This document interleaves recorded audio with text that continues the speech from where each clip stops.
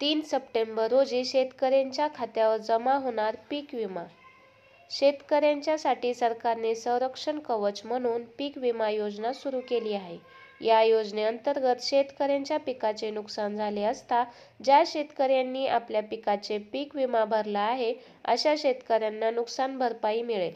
या योजनेअंतर्गत शेतकऱ्यांना त्यांच्या पिकासाठी आर्थिक सुरक्षा दिली जात आहे.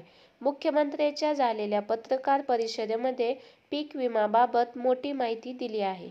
मुख्यमंत्र्यांनी पीक विमा योजनेअंतर्गत पात्र झालेल्या जिल्ह्यांची यादी जाहीर केली आहे. या यादीमध्ये एकूण 35 जिल्हे आहेत.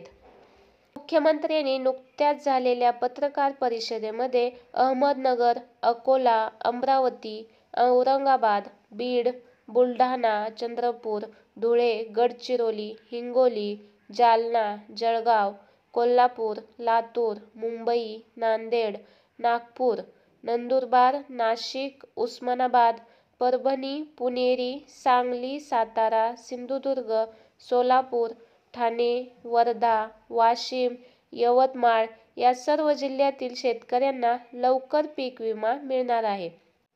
पीक विमा योजना ही एक कल्याणकारी योजना आहे. या योजनेअंतर्गत अनेक शेतकऱ्यांना याचा मोठा फायदा मिळणार आहे. नैसर्गिक आपत्ती किंवा इतर कारणामुळे शेतकऱ्यांना झालेल्या नुकसानाची यामुळे भरपाई मिळणार आहे. या योजनेमुळे विमा संरक्षण होतो, त्याचबरोबर तंत्रज्ञान आणि पद्धती वापरण्यास प्रोत्साहन मिळते, ज्यामुळे एकूण कृषी क्षेत्राचा विकास होत आहे. धन्यवाद.